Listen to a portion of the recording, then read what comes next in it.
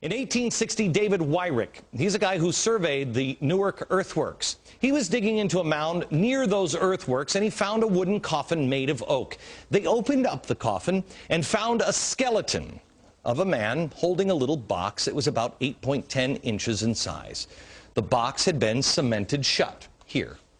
This, by the way, is sitting in Ohio. Well, he opened up the box and he found a little man inside, a little black stone. They took it to scholars, and they looked at it. The man seems to be carrying something, and there's writing here at first they couldn't recognize. The writing is, they thought in 1860, some sort of Hebrew.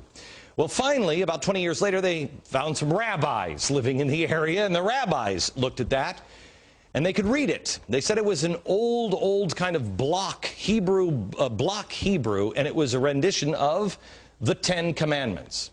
Now, this is another piece.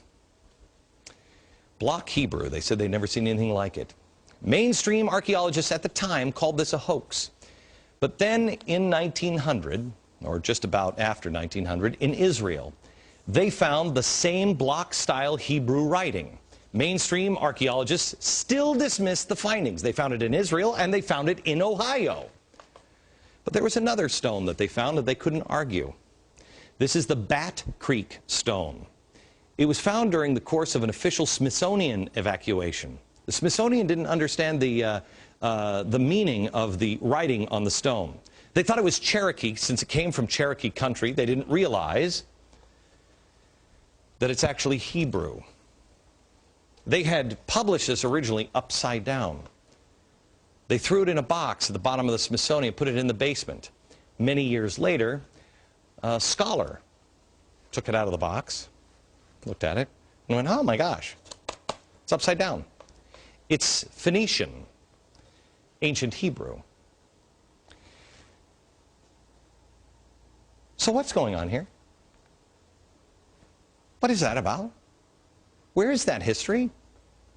Brought here by Hebrew people in search of a new promised land. I want to know if this stone, inscribed with the Ten Commandments, might have been kept inside the ark, or was it left behind as a clue that one of the Bible's most sacred artifacts is right here in the United States?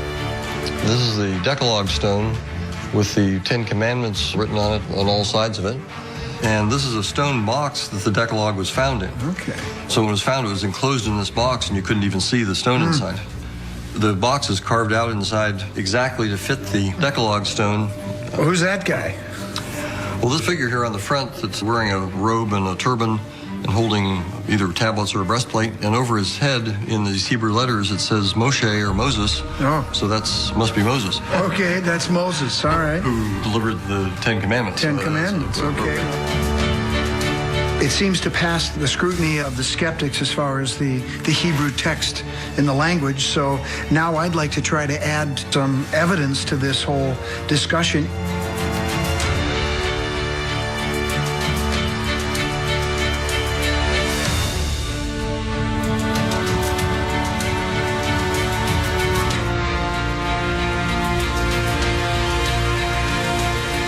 This thing is polished after it was carved. It's scratched like I would expect. Well, it fits snug. So the box in itself took an awful lot of work. I mean, if it was really a forgery, you wouldn't go to all that much trouble to make a box for it. So I think that speaks to its authenticity, that someone really this was very important to someone. This is a lot of work, and it's polished. It's got the detailing of the grooves. It wasn't made, as far as I can tell, from modern machinery. Geologically, I don't see any problems here that would make these things obvious hoaxes. So the skeptics have rejected this. Well, that's been a factor, but Hebrew is an odd thing to find here.